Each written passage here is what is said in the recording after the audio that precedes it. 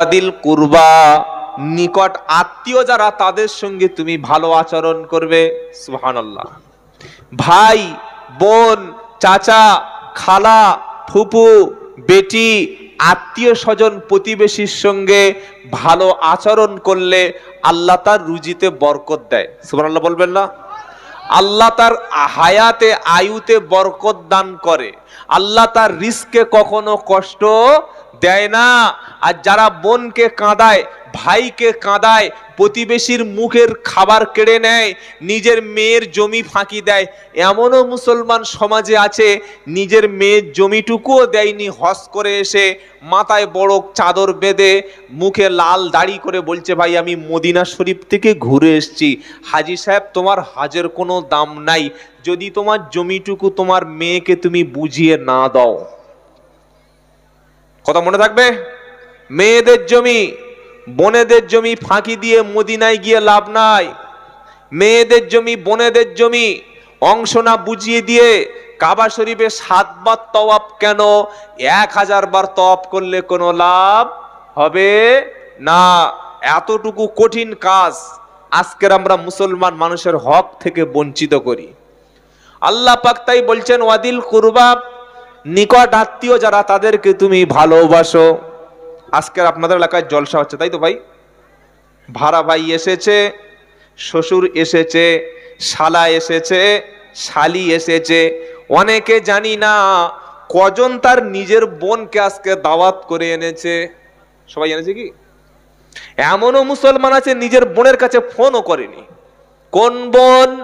যে বড় বোনটা মা চলে যাওয়ার পরে, মারা যাওয়ার পরে বড় বোনটা মায়ের ভূমিকা পালন করেছে। করেছে না করেনি? খাইয়েছে, বড় করেছে, স্কুলে পাঠিয়েছে, শিক্ষা দিয়েছে। সেই বড় বোনের সঙ্গে সম্পর্ক অনেক ভাইয়ের নেই। কেন? বড় বোনের সঙ্গে সম্পর্ক করলে যদি বাপের জমির ভাগ দিতে হয়, তাই তো আল্লাহর কাছে কি মুখ দেখাবেন ভাববেন। তাই ইসলামের শিক্ষা হচ্ছে আত্মীয় স্বজনের সঙ্গে ভালো আচরণ করো, প্রতিবেশীকে কষ্ট দিও না। প্রতিবেশী হিন্দু হোক, প্রতিবেশী নন মুসলিম হোক, সে যদি কষ্ট পায়, সে যদি ক্ষুধার্ত থাকে, নবী বললেন সেই ব্যক্তি মুমিন না।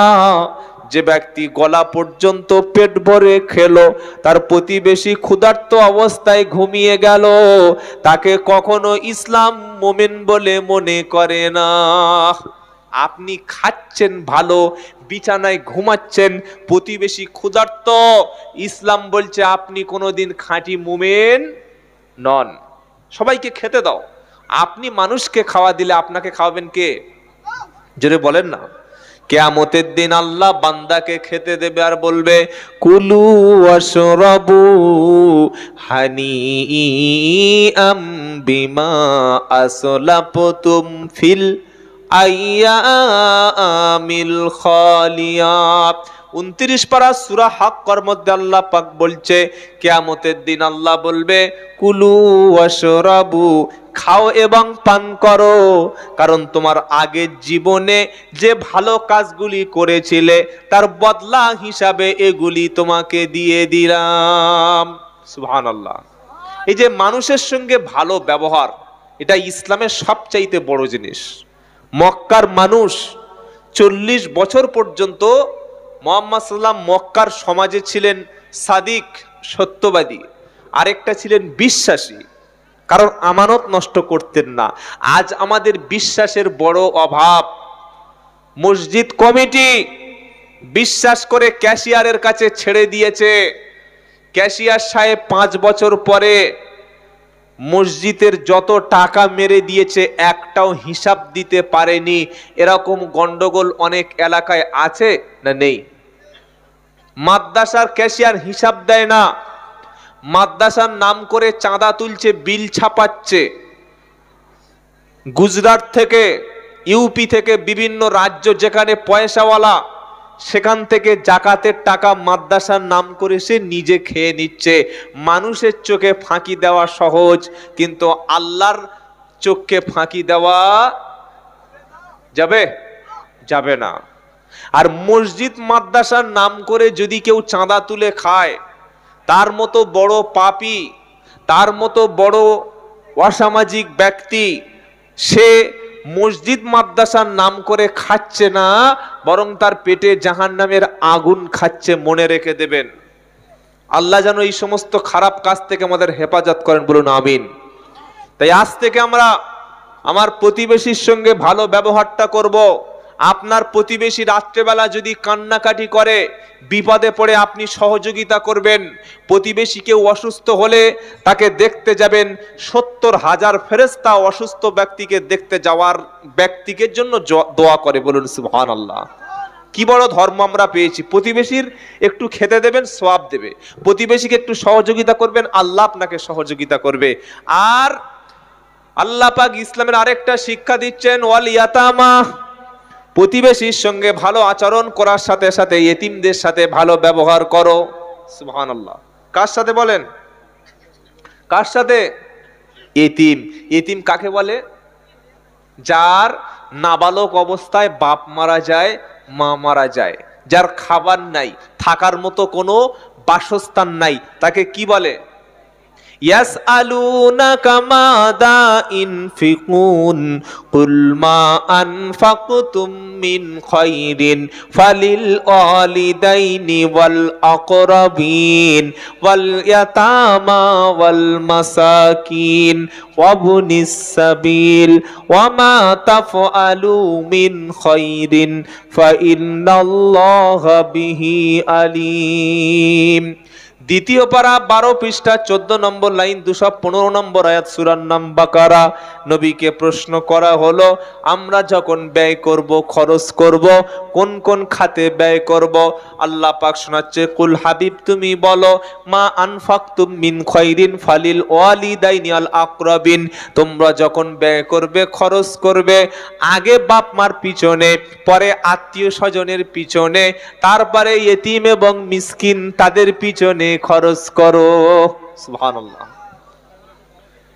যে এতিমটা বাপ হারালো, মা হারালো, সমাজের চোখে অসহায় হয়ে গেল, সে যেন অশিক্ষিত না থাকে, সে যেন ঘর ছাড়া না থাকে, সে যেন আশ্রয়হীন না থাকতে পারে। এজন্য আমাদের সমাজে জাকাত, ফিতরা, এই টাকাগুলি ইতিম মিসকিনদের জন্য আল্লাহ বরাদ্দ করে দিয়েছে। জোরে বলুন। আল্লাহ পাক নবীকে বলছে, আলাম ইয়াজিদকা ইয়াতীমান ফাআওয়া, নবী আমি কি আপনাকে ইতিম হিসাবে পাই নাই? মুহাম্মদ সাল্লাল্লাহু আলাইহি সাল্লামের চাইতে বড় ইতিম পৃথিবীতে আর কেউ ছিল না। মায়ের পেটে 6 থেকে 7 মাস বাবা মারা গেল, জন্ম নিলেন মুহাম্মদ সাল্লাল্লাহু আলাইহি সাল্লাম, 5 থেকে 6 বছর বয়স, তার মাঝখানে মাকে হারিয়ে ফেললো। বলুন, এত বড় এতিম আর পৃথিবীতে কেউ আছে নাকি? নবীজি এতিম হয়ে গেলেন। আপনি যদি জান্নাতে যাওয়ার সহজ রাস্তা একটা খুঁজে পান, একটা রাস্তা বলে দিয়ে যাচ্ছি, নামাজ, রোজা, হজ, যাকাত, তাসবিহ এগুলো তো সব ভালো। যদি কখনো কোনো এতিম বাচ্চা পান, তাকে নিজের কাছে রেখে মানুষ করুন, তাকে শিক্ষা দান করুন, তাকে খাদ্য খেতে দিন, থাকার মতো ব্যবস্থা করুন। মুহাম্মদ সাল্লাল্লাহু আলাইহি ওয়াসাল্লামের কথা, এতিমের লালন পালনকারী ব্যক্তি, এতিমকে আশ্রয় দাতা আমি মুহাম্মদ মুস্তাফা সাল্লাল্লাহু আলাইহি ওয়াসাল্লাম, এতিমের লালনকারী আর আমি মুহাম্মদ দুজনে জান্নাতে পাশাপাশি থাকবো। ঈদের দিনে নিজের ছেলের জন্য, নিজের বিবির জন্য 5,000 টাকা ঈদের আগে শপিং করলাম, মার্কেটিং করলাম। পাড়ায় যে 10টা ইতিম বাচ্চা আছে ভাই, তাদের কথা কখনো কি ভেবেছি? ভাবি নাই। কিন্তু যারা আলেম ওলামা, যারা হাক্কানি আলেম ওলামা, বিভিন্ন জায়গায় যে মাদ্রাসায় আছে, গিয়ে দেখবেন অসংখ্য এতিম, মা হারা, বাপ হারা সন্তান সেখানে পড়াশোনা করে না করে না? যে এতিমদের দায়িত্ব সরকার নেয়নি, যে এতিমদের দায়িত্ব ক্লাব নেয়নি, যে এতিমদের দায়িত্ব স্কুল নেয়নি, যে এতিমদের দায়িত্ব কোনো ব্যক্তি নেয়নি, আজকের আলেম ওলামা নিয়েছে কাঁধে করে দায়িত্ব। আপনাদের এলাকায় যদি কোনো মাদ্রাসা থাকে, ওই মাদ্রাসায় যদি 100 ছাত্র থাকে, খবর নিয়ে গিয়ে দেখবেন কমপক্ষে 30 থেকে 35টা এতিম দুস্থ বাচ্চা আছে। এটা ঠিক বলছি না ভুল বলছি?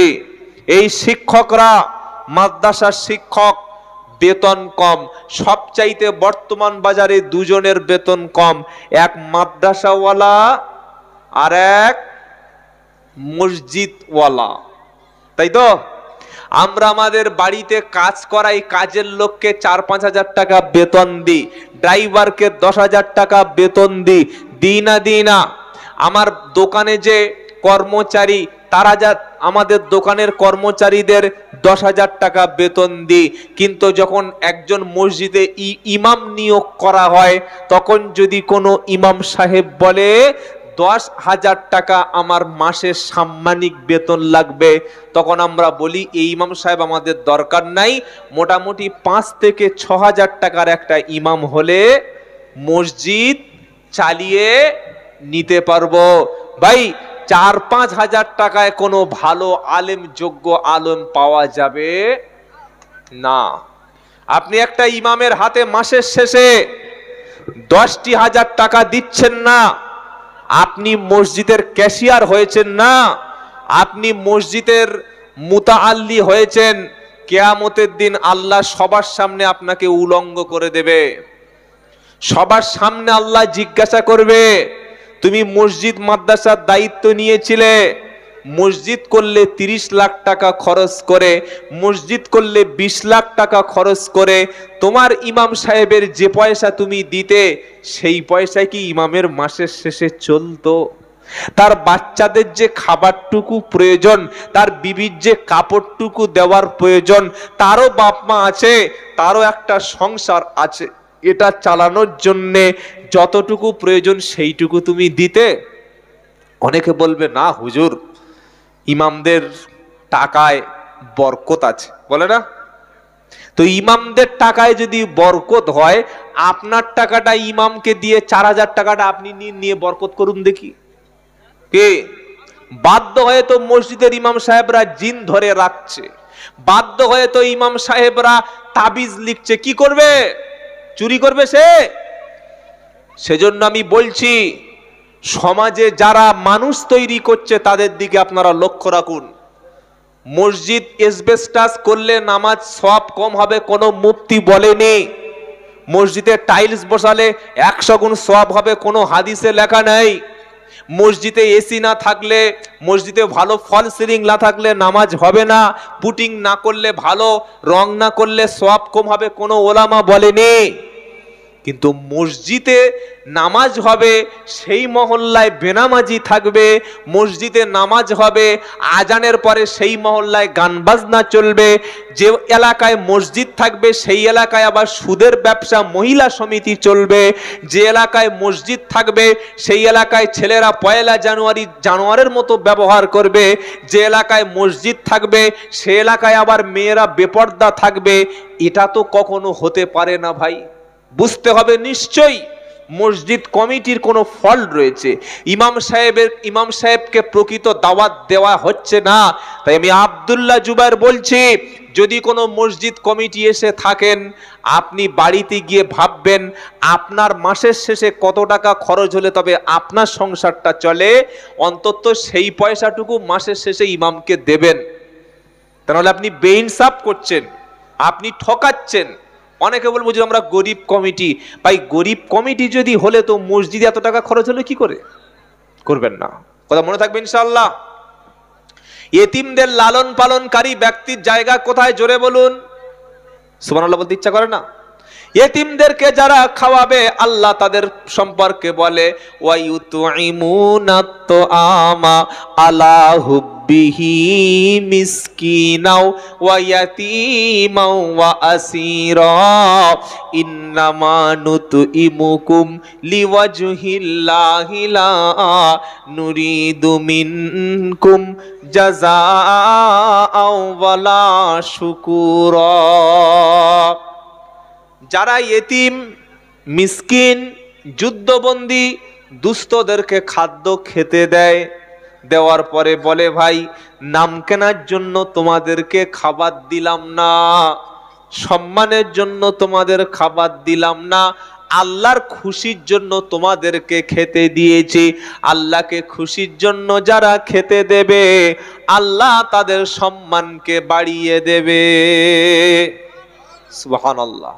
কোনদিন শুনেছেন কোন জলসায় বা মসজিদে এই বলে চাঁদা তুলছে যে আমাদের এলাকায় একটা ইতিম ছেলে আছে, বা আমাদের এলাকায় কোনো একজন ছাত্র আছে, তার নাম্বার মাধ্যমিকে অনেক বেশি, তার বাপের ইচ্ছা সেই ছেলেটাকে একজন বড় ডাক্তার বানাবে, বা একটা বড় বিডিও অফিসার হতে গেলে যে পয়সা খরচ হয়, যে পড়াশোনা করাতে হয় সেটুকুই করাবে, আজকে জলসায় টাকা তুলে একটা বড় বিডিও অফিসার বানাবো।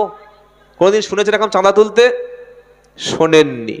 আজকে জলসায় চাঁদা তোলা হচ্ছে আমাদের সমাজ থেকে একজন বিশ্ববিখ্যাত মানের আলেম বানাবো, হোক সে জামিয়া আল আজহার মিশর থেকে, অথবা দারুল উলুম দেওবান থেকে, অথবা মদিনা ইউনিভার্সিটি থেকে একজন যোগ্য বড় আলেম বানিয়ে আনবো, অথবা আব্দুল কালাম আজাদ সাহেবের মতো একটা বড় পরমাণু বিজ্ঞানী তৈরি করব, অথবা বিশ্ববিখ্যাত মানের একজন বড়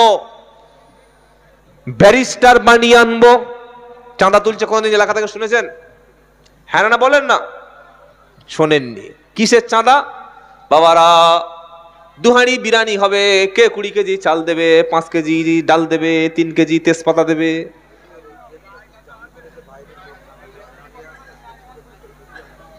এটা আমার ভাই, আপনারা ভিতরে আসেন। আর এগুলো আমি বলবো কেন? ভলেন্টিয়ার্সটা কোথায়? আমি তো অসুস্থ মানুষ দেখতে পাচ্ছেন, আবার এগুলো বলতে হবে? 5টা ভলেন্টিয়ার সেখানে দাঁড়াতে পারছে না যে গেটটা ক্লিয়ার করে দেবে? এই সামান্য সভ্যতাটা যদি না শিখতে পারি, কাদের কাছে আমরা বক্তব্য? আমি আর বেশিক্ষণ থাকতে দাঁড়াতে পারবো না ভাই। কটা বাজে? 9:04 হয়ে গেছে, আর বেশি কথা বলা যাচ্ছে না, খুব কষ্ট হচ্ছে ভাই। আর 10-15 মিনিট থাকবো হয়তো, মাথা প্রচন্ড ঘুরছে।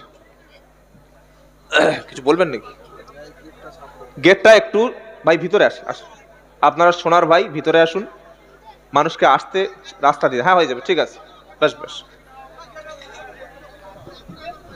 একটু জিকির করুন, সুবহানাল্লাহ আলহামদুলিল্লাহ লা ইলাহা ইল্লাল্লাহ লা ইলাহা ইল্লাল্লাহ লা ইলাহা ইল্লাল্লাহু মুহাম্মাদুর নূর নূর নূর আজি নূর এসেছে, আমিনার কোলে আজি ফুল ফুটেছে। আয় আয় কে দেখিবি, আয় আয় কে দেখিবি নূরের মালা, আমিনার কোলে দোলে সাল্লি আলা লা ইলাহা ইল্লাল্লাহ লা ইলাহা ইল্লাল্লাহ লা ইলাহা ইল্লাল্লাহু মুহাম্মাদুর রাসূলুল্লাহ সাল্লাল্লাহু আলাইহি সাল্লাম। ইমামদের প্রসঙ্গ বলছিলাম। যোগ্য ইমাম মসজিদে রাখবেন, সৎ ছেলে, ভালো ছেলে, শিক্ষিত সচেতন ব্যক্তিকে ইমাম হিসাবে নিয়োগ করবেন, এবং ইমামকে সত্য কথাটা বলতে দেবেন। অনেক জায়গায় ইমাম সাহেব দোয়া চায়, বলে যে ভাই হক কথা বলতাম বলে মসজিদে চাকরি চলে গেছে, আছে না? ইমাম সাহেব জুমার দিনে সুদখোরের বিরুদ্ধে বক্তব্য করলে চাকরি শেষ, চাকরি থাকবে? মদখোরের বিরুদ্ধে বললে চাকরি নাই।